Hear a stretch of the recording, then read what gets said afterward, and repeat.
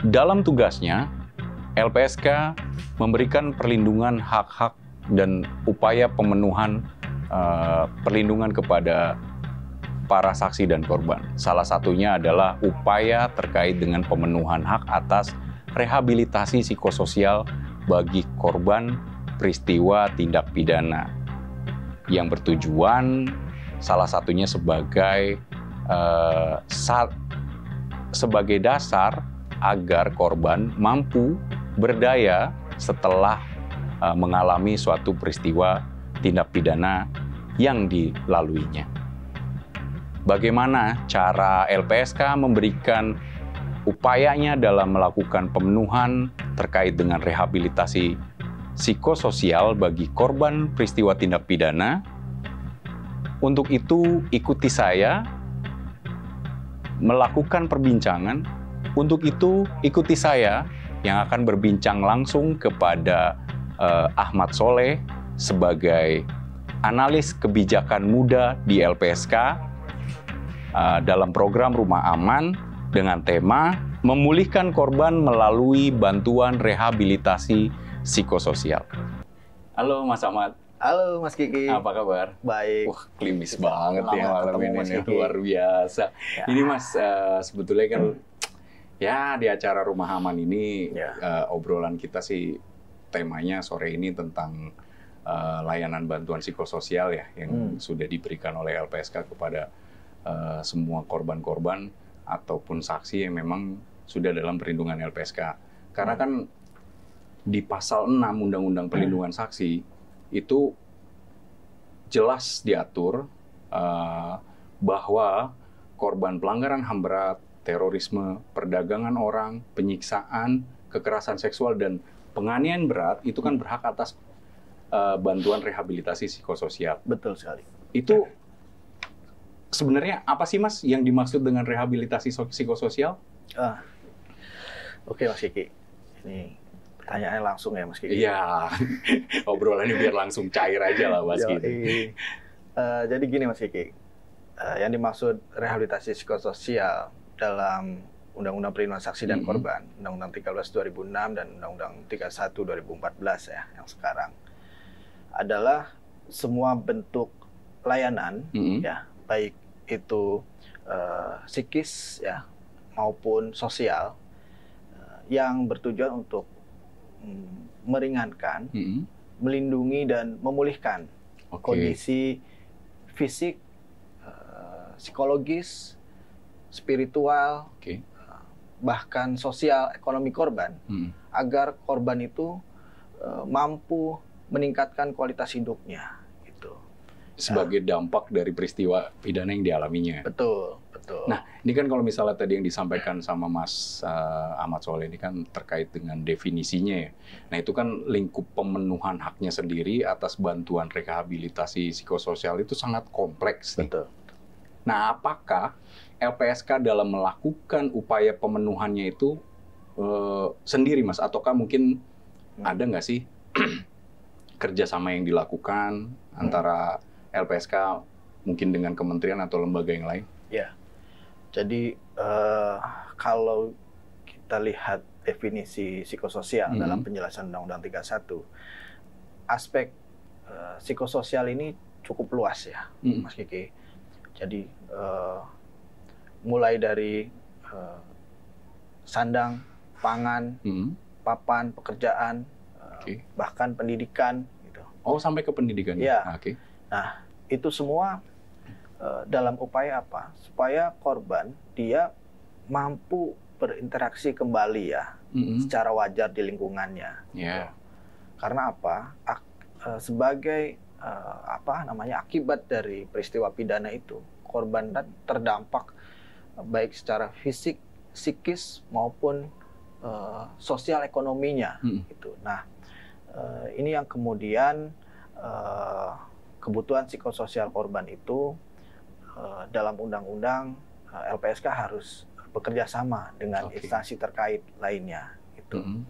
Nah, karena memang sumber-sumber dalam memenuhi kebutuhan psikososial tadi sebenarnya ada di institusi lain, baik itu kementerian lembaga, pemerintah daerah, BUMN, maupun lembaga filantropi yang ada di Indonesia ini. Bahkan lembaga internasional pun bisa kita ajak kerjasama sejauh ada benang merah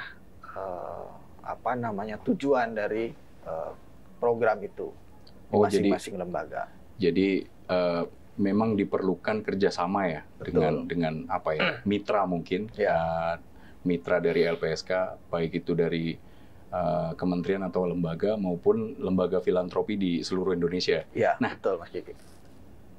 Kalau seperti itu keadaannya Mas Ahmad, bagaimana caranya LPSK bisa meyakinkan mitranya untuk bisa bekerja sama dalam upaya pemenuhan hak atas rehabilitasi psikososial bagi korban tindak pidana? Oke, tentu agar mitra bisa yakin bahwa program psikososial LPSK ini layak untuk bisa berkolaborasi gitu ya. Yang pertama dari sasaran ya, dari sasaran kegiatan masing-masing. Sebelum sasaran mungkin ditarik ke atas adalah visi dan misi organisasinya. Itu ada garis yang sama dengan visi misi dari LPSK gitu. Setiap visi misi organisasi itu kan diturunkan kembali dalam sebuah program dan kegiatan. Nah, dalam program pasti ada tujuan daripada program itu. Nah, tujuan dari program ini setiap mitra kita kita analisis gitu ya. Apa yang bisa kita tarik benang merah untuk program masing-masing lembaga itu, masing-masing kementerian lembaga itu. Nah, kemudian setelah kita ketahui targetnya itu ternyata sama, maka kita bisa tetapkan target itu menjadi target untuk kegiatan bersama-sama. Gitu. Nah, kemudian bagaimana di tingkat pelaksanaannya? Kita juga harus bisa meyakinkan bahwa pelaksanaan rehabilitasi psikososial dengan kita bekerja sama ini bisa transparan, ya. Transparan dalam artian kita memberikan itu harus akuntabel, ya. Dan harus istilahnya memang betul-betul diterima oleh yang berhak, gitu. Si korbannya itu sendiri. Betul. Nah, tadi kaitannya dengan output ya. Tentu korban ini dia juga harus bisa menjadi tujuan di kegiatan mitra tadi gitu. Misalkan lembaga filantropi ya, atau lembaga pengumpul zakat gitu ya. Nah, korban salah satu target dari mereka juga gitu. Maka kita lebih mudah untuk memasuki kerjasama antar LPSK dengan lembaga filantropi atau zakat. Jadi mereka juga pasti punya anggaran untuk bisa mendeliver atau menyampaikan anggaran yang mereka miliki ya. Betul. Nah, menarik gini Mas. Ini kan layanan ini telah diberikan LPSK dan sudah mulai bekerja sama juga dengan banyak mitra. Itu sejak kapan sih Mas? Maksudnya LPSK tuh mulai memberikan hak korban terkait bantuan rehabilitasi psikososial itu. Nah, dimulainya itu dari kapan Mas? Ya, sebenarnya kalau kita lihat ya sebelum ada Undang-Undang 31, kita tarik mundur di pelaksanaan pada saat Undang-Undang 13 2006, sebenarnya sudah mencoba ya beberapa pola-pola bantuan psikososial gitu ya. Dulu saya ingat pernah ada korban pelanggaran HAM yang berat, istri Wiji Tukul ya. Gitu. Nah, itu memang secara psikologis dia terkena dampak dari peristiwa itu. Kemudian kita LPSK melakukan pemulihan. Nah, tetapi ternyata tidak hanya selesai pada proses pemulihan psikologis. Ternyata ada hal yang diperlukan ya, sisi-sisi sosial dan ekonomi dari korban itu.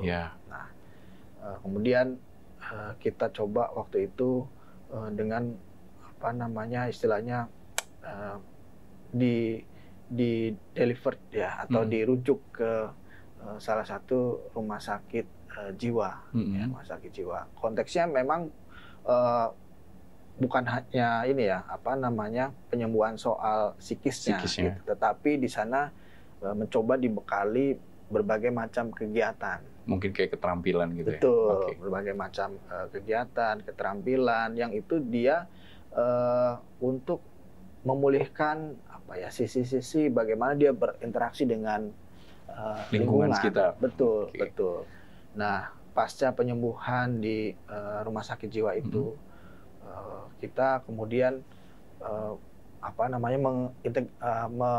mengintegrasikan. Betul, mengintegrasikan ke lingkungan sosialnya begitu. Nah, tetapi ada kebutuhan waktu itu memang korban perlu apa ya, usaha. Ada usaha sendiri gitu untuk ya. Kelangsungan hidup, untuk kelangsungan hidupnya. Nah, itu kemudian akhirnya kita bekerja sama dengan pendamping korban untuk bisa memberikan apa namanya pelatihan usaha untuk yang bersangkutan. Waktu itu kebutuhannya pelatihan untuk apa namanya menjahit ya, gitu. Jadi ada pendamping yang apa namanya berusaha untuk membantu di sisi apa namanya pemulihan ekonomi korban itu. Berarti memang dibekali keterampilan untuk bisa dia mencari apa ya, sumber ekonomi untuk kehidupannya.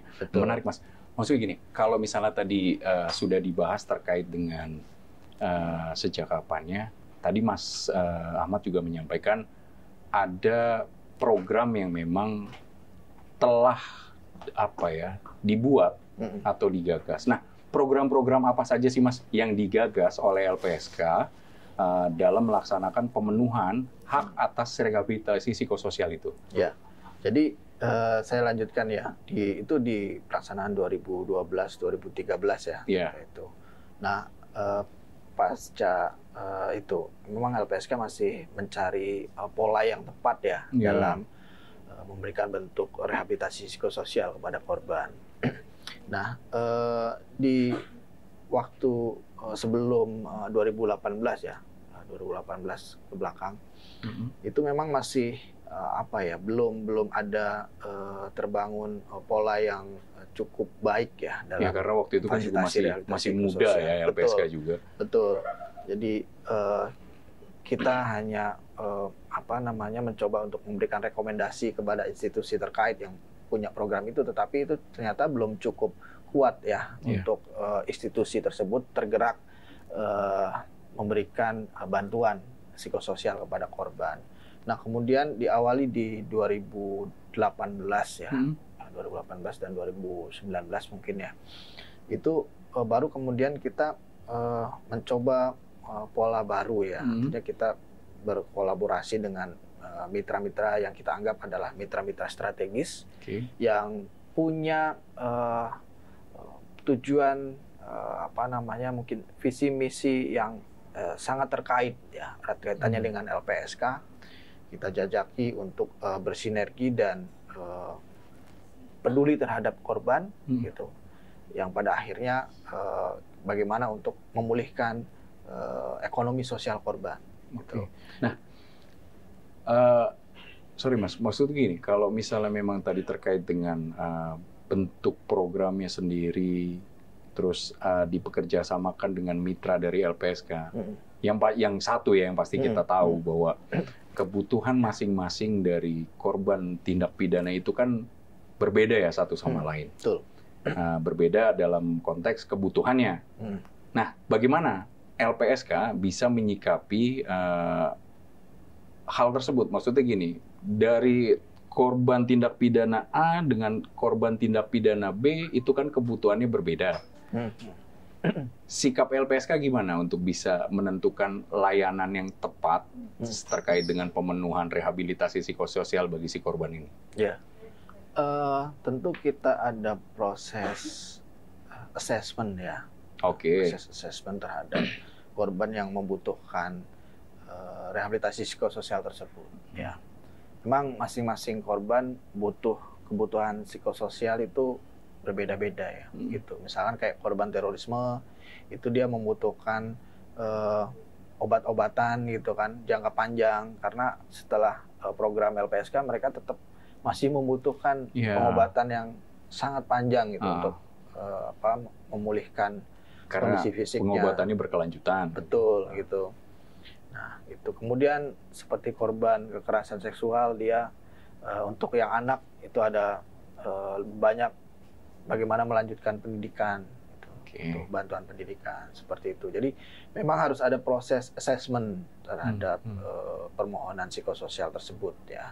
Nah, ini kemudian harus kita tingkatkan juga, artinya di internal bagaimana kemudian mekanisme assessment ini, assessment yang lebih cepat gitu kan, tepat, punya tools yang tools yang lengkap ya gitu, sehingga nanti memang tepat sasaran sesuai dengan kebutuhan korban tadi. Betul. Oh, berarti misalnya kayak korban kekerasan seksual dari peristiwa yang dia alami usianya saat itu masih anak, disitulah tugas LPSK mungkin untuk memberikan program di bidang pendidikan untuk si korban ini bisa melanjutkan sekolahnya atau pendidikannya. Betul, Mas Kiki.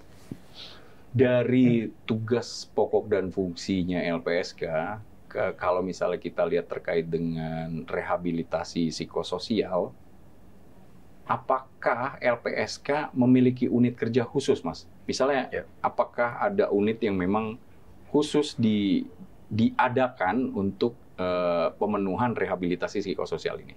Ya, kalau kita bicara unit khusus ya, itu memang adanya di Biro Pemenuhan Hak Saksi dan Korban ya, untuk memberikan pelayanannya. Biro Pemenuhan Hak Saksi dan Korban.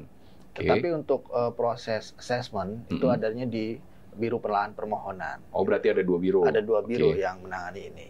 Nah, kita bicara di Biro Pemenuhan Hak Saksi dan Korban, memang ada sekarang kan setelah ada proses penyederhanaan birokrasi, jadi eselon 4 dan 3 itu kan sudah ditiadakan, tetapi ada diganti menjadi nomenklatur yang lain ya, sebagai koordinator. Jadi ada koordinator bantuan medis, psikologis, dan psikososial. Nah, sebenarnya di sinilah gitu, di koordinator bantuan medis, psikologis, psikososial yang dia harus merancang program itu untuk memulihkan kondisi sosial, ekonomi korban, bahkan kebutuhan dasar korban. Jadi disitulah untuk penanganan secara menyeluruh ya, yang di Biro Pemenuhan Hak Saksi dan Korban. Nah, tentu juga harus inline ya dengan manajer kasus dan tenaga ahli yang menangani kasus tersebut, gitu ya, kasus tersebut. Karena pemulihan psikososial tadi itu juga harus inline dengan penanganan kasusnya, gitu. Oh, sejalan dengan proses hukumnya sendiri. Harus mendukung proses hukum juga, gitu. Jadi harapannya kan sebenarnya ke arah sana ya. Saksi juga bisa memberikan keterangan secara nyaman, dia juga punya gambaran atau punya plan yang jelas untuk masa depannya, gitu kan. Nah, semua itu harus ditopang ya dalam program pelindungan gitu, sehingga saksi maupun korban juga lebih nyaman gitu dalam perlindungan di LPSK gitu. Oke. Tadi kan dibahas terkait dengan unit kerja yang terkait dengan pemenuhan rehabilitasi untuk psikososial. Nah, ini kan pasti tidak mudah menjalankannya karena ternyata unit itu ada di dalam Biro Pemenuhan Hak Saksi dan Korban itu sendiri, Mas. Apa sih tantangan atau kendala yang selama ini dihadapi sama teman-teman di LPSK dalam pemenuhan rehabilitasi psikososial bagi korban tindak pidana? Tantangannya tentu yang pertama adalah soal anggaran ya pasti. Oh ya. Hal yang klasik gitu kan. Nah, tetapi anggaran ini bukan hanya maksudnya di internal LPSK saja, tetapi konsep penganggaran di kementerian lembaga maupun pemerintah daerah juga belum punya artinya korban itu belum punya tempat yang khusus gitu dalam program anggaran kementerian lembaga maupun pemerintah daerah gitu. Sehingga kadang-kadang penyusunan program kegiatan kementerian lembaga maupun pemerintah daerah itu memiliki syarat-syarat yang lebih untuk masyarakat umum gitu, atau untuk biasanya masyarakat yang di bawah garis kemiskinan. Oh, berarti gitu. untuk jadi secara kontekstual jadi persyaratannya itu memang tidak disebutkan atau dibunyikan tentang korban tindak pidana. Betul. Hanya saja lebih kepada masyarakat umum yang hidup di bawah garis kemiskinan. Ya, betul. Jadi itulah kadang-kadang kita bersinergi dengan kementerian lembaga, pemerintah daerah yang sulit ya. Sulit karena faktor tadi anggaran, nomenklatur anggaran juga dan pengalokasiannya belum ada secara khusus untuk korban tindak pidana gitu. Padahal mereka juga sangat membutuhkan gitu. Yeah. Belum lagi masalah birokrasi atau tahapan untuk mengakses program itu. Oke. Nah, cukup panjang. Di sisi lain korban itu kan dalam kondisi yang dia sangat rentan ya pada sesaat setelah peristiwa. Yeah. Maupun pada masa pemulihan dia masih sangat rentan dan mungkin untuk mereka itu menjadi itikat untuk mendapatkan program itu juga kurang begitu karena melihat birokrasi cukup panjang, syarat-syaratnya banyak gitu kan, artinya tidak bentur sini, bentur sana, betul, gitu. tidak mengakomodir kebutuhan korban secara spesifik gitu. Jadi itu yang memang salah satunya agak sulit ya gitu. Ya mungkin kalau yang tadi disampaikan sama Mas Ahmad ini sendiri kan memang itulah tantangan dan kendalanya. Ya pasti ya sulit lah kalau misalnya kita membicarakan di satu sisi korban dari suatu perkara tindak pidana itu membutuhkan bantuan tersebut. Tapi di satu sisi mengalokasikan anggaran itu sendiri banyak kalau boleh dibilang kayak barier ya atau mungkin secara birokrasi memang mesti banyak yang ditembus juga kan gitu. Betul. Nah, terkait dengan tantangan dan kendala yang tadi Mas, kan tadi disampaikan bahwa kendalanya, tantangannya ya lumayan berat. Ada nggak sih LPSK itu punya kayak strategi khusus Mas untuk LPSK dapat mengembangkan pemenuhan bantuan rehabilitasi psikososial ini? Ya. Itu gimana Mas? Ya. Strateginya? Kalau strategi khusus tentu di internal sendiri ya ada proses kita mencoba untuk membuat roadmap ya, peta jalan rehabilitasi psikososial. Jadi kita harus menguatkan mekanisme juga di internal gitu ya. Nah, itu juga nanti di dalamnya ada strategi-strategi bagaimana kita melakukan pemenuhan hak rehabilitasi psikososial kepada saksi korban tindak pidana. Nah, itu secara apa yang sudah kita lakukan, memang saat ini ada bagian-bagian yang bisa LPSK lakukan sendiri, tapi ada juga bagian-bagian yang memang kita kerjasamakan dengan institusi terkait gitu yang punya program yang sama sasarannya begitu. Nah, bagian-bagian yang kita bisa kerjakan sendiri saat ini adalah seperti kita melakukan pelatihan vokasional kepada saksi korban tindak pidana gitu, yang mereka ingin punya usaha, Oke. atau mereka sebenarnya bukan hanya ingin punya usaha, tapi mereka punya itikat untuk melanjutkan kehidupannya dengan bekerja gitu ya. Mereka punya kemauan gitu. Atau mereka yang sudah punya usaha, mereka ingin dikembangkan lagi usahanya, mereka ingin meningkatkan kapasitas terkait bisnis atau kewirausahaan. Itu kita berikan program pelatihan gitu. Apa aja tuh Mas contohnya Mas? Ya, banyak Mas Kiki. Jadi program pelatihan ini kita kerjasamakan ya dengan salah satunya adalah masyarakat sipil ya yang bergerak di bidang itu. Ada Yayasan Inspirasi Indonesia Membangun, YIM. Nah, kita di sana ada program memberikan pelatihan untuk meracik kopi. Oh, barista. Ya, barista, meracik kopi, kemudian juga memangkas rambut. Usaha salon. Ya, barbershop ya. Barbershop. Kemudian juga ada pelatihan untuk membuat makan siap saji gitu, makanan frozen food juga. Nah, kemudian juga ada urban farming ya, mereka korban yang mungkin menggeluti dunia pertanian gitu, bisa melakukan pelatihan urban farming ya, pelatihan di lahan sempit gitu kan. Sekarang kan kota-kota ini kan mengurangi lahan-lahan ya. Iya, keterbatasan lahan ya, tanah ya. Untuk pertanian. Nah, itu juga bisa menjadi salah satu solusi. Nah,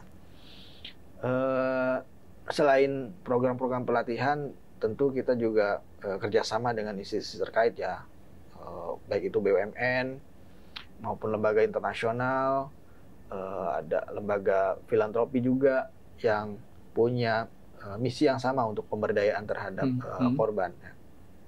Jadi selain dibekali pelatihan juga dibekali modal usaha. Oh, gitu. Jadi selain pelatihan, program-program pelatihan terkait tadi yang kayak barista, terus pelatihan memangkas rambut, berarti ada bantuan langsung tunai ya. Maksudnya dalam artian gini, bukan bantuan langsung tunai, ada nilai nominal yang diberikan sebagai modal usaha untuk bisa dia memulai atau mengembangkan. Iya, betul. Jadi bukan hanya soal non materialnya ya gitu ya, terkait dengan kapasitas gitu. Tapi ada juga bentuk materialnya gitu, Mas Kiki.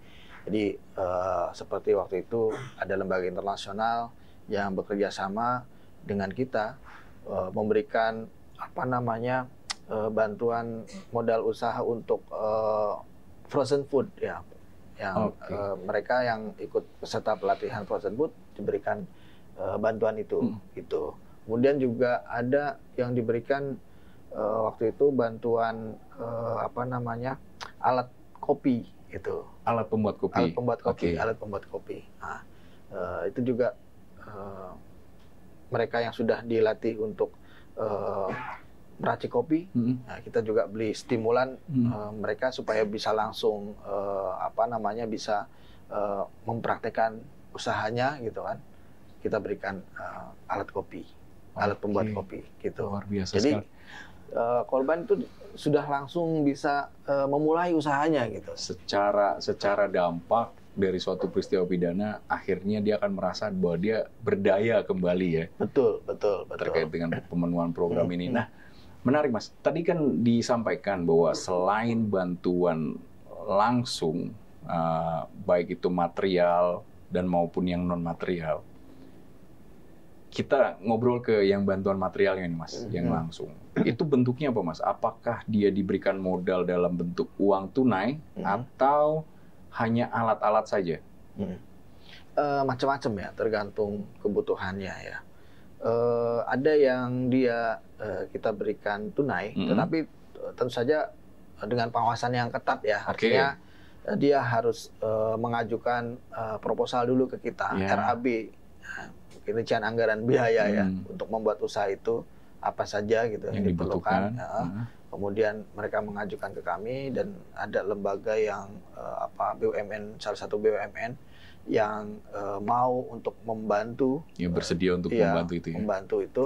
Nah, kita menjadi jembatan itu dan tentu saja harus jelas pertanggungjawaban yang yang akan dibelanjakan tadi gitu. Kita monitor terus itu, ada bentuk semacam itu gitu ya untuk uang, sehingga dia lebih fleksibel ya untuk menggunakan modal itu. Bisa tapi di sisi lain juga ada hal yang perlu kita awasi supaya tepat gitu penggunaannya. Ada juga yang bentuk material tadi seperti alat pembuat kopi, kemudian bibit pertanian ya, kemudian juga ada peralatan untuk makanan frozen food tadi gitu. Itu yang pernah kita berikan ya kepada para korban. Sejauh ini sih yang saya tahu itu ya. Oke.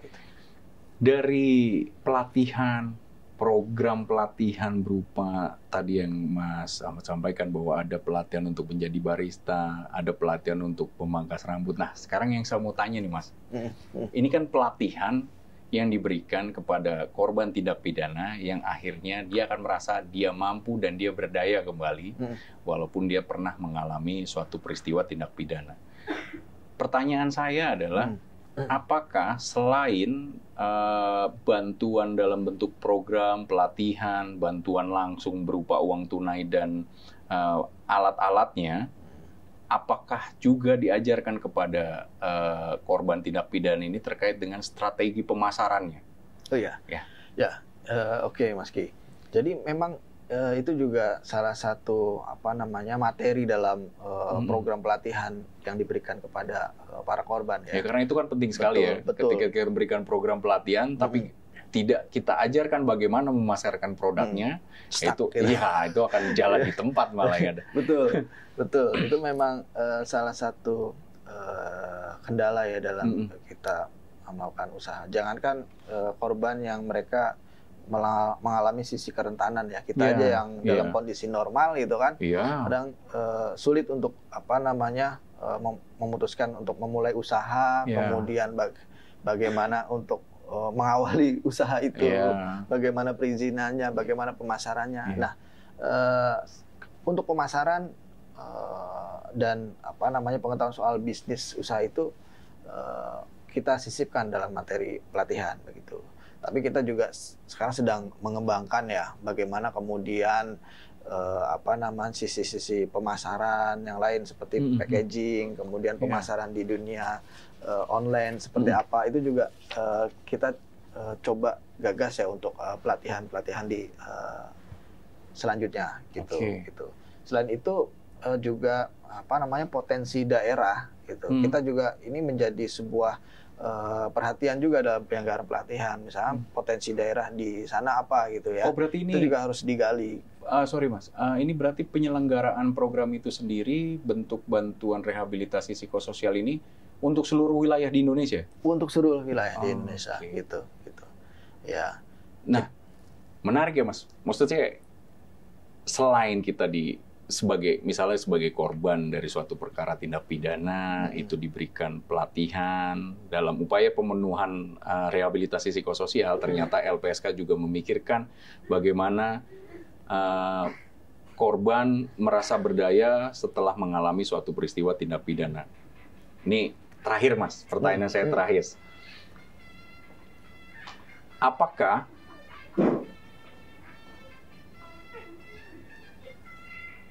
masuk ini soal, tapi nanti gini Mas, terkait dengan tadi program pelatihan, bantuan baik secara langsung maupun tidak langsung, strategi pemasaran yang diajarkan oleh LPSK itu sendiri, apa sih Mas harapan terbesar LPSK dalam upayanya untuk melakukan pemenuhan hak atas rehabilitasi psikososial bagi korban ini? Harapan ya untuk LPSK tentu saja kita punya fasilitas ya, sarana dan prasarana untuk korban bisa mendapatkan pelatihan. Gitu. Saat ini kita sudah membangun P4 gitu ya, pusat pemulihan dan pelatihan, baik itu untuk internal LPSK dan untuk korban. Gitu. Oh, sudah lagi dibangun, Saat ini sedang dibangun di lokasinya di Cibitung. Oh, di Cibitung. Betul. Nah, itu saya kira salah satu modalitas LPSK ya untuk nanti bisa punya sarana dan prasarana, korban diberikan pelatihan. Jadi korban di pulau manapun gitu kan bisa kita datangkan di sini untuk diberikan pelatihan gitu. Nah, kemudian juga dalam roadmap itu juga kita harus perjelas lagi ya konsep rehabilitasi psikososial dan tahapannya, strategi yang kita coba tuangkan gitu untuk memulihkan korban secara tuntas gitu. Ya bahkan bukan hanya di proses hukumnya saja betul. Tapi di kehidupan setelah proses hukum itu berjalan itu sendiri ya, kan. Betul gitu. Mas Ki. Jadi kita juga kembangkan melalui program pelindungan berbasis komunitas ya yang sedang dilaksanakan LPSK sekarang, supaya korban juga dia menjadi penyintas tangguh. Artinya setelah mereka mengalami diberikan pelatihan-pelatihan, diberikan pemberdayaan oleh LPSK, mereka juga bisa menjadi seorang penyintas tangguh yang menularkan kemampuannya untuk korban yang lain ya, yang mereka masih membutuhkan uluran tangan dari baik itu lembaga negara maupun masyarakat sipil gitu ya.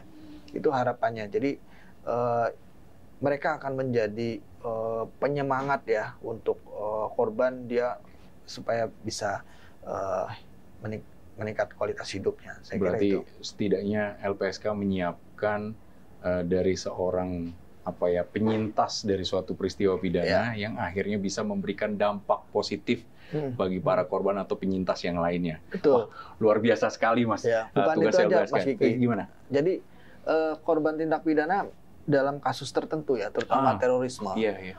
Itu yang terjadi sesaat setelah peristiwa. Itu kita bisa berikan juga bantuan psikososial gitu, Mas Kiki. Oh, jadi serta-merta setelah? Ya, sesaat setelah peristiwa, ya? Betul. Seperti korban bencana, sesaat setelah peristiwa kan mereka butuh dukungan mental, dukungan sosial, kebutuhan dasar gitu kan. Seperti sandang, pangan, papan gitu. Itu juga harusnya bisa kita lakukan gitu. Saya kira baik itu sesaat setelah peristiwa maupun pasca pemulihan, bantuan psikososial itu harusnya bisa diberikan gitu. Baik itu dari anggaran LPSK sendiri atau melalui kolaborasi dengan instansi terkait. Itu saya kira Mas Kiki. Wah, luar biasa sekali ya kerja LPSK ya. Semoga sih saya sih berharap semoga apa yang dipersiapkan oleh negara melalui LPSK maupun kementerian dan lembaga yang lain untuk korban tindak pidana dapat dijalankan. Nah, ini kan sebenarnya bisa bantu nih rekan-rekan kita yang memang menjadi korban atau penyintas dari suatu peristiwa tindak pidana untuk melanjutkan kehidupannya, baik secara sosial, ekonomi, maupun secara spiritual. Betul. Oke, luar biasa. Terima kasih Mas Soleh atas waktunya di bincang-bincang sore ini di Rumah Aman kami. Sehat selalu Mas. Amin. Sekali lagi terima kasih. Terima kasih Mas Kiki. Oke, terima kasih Mas.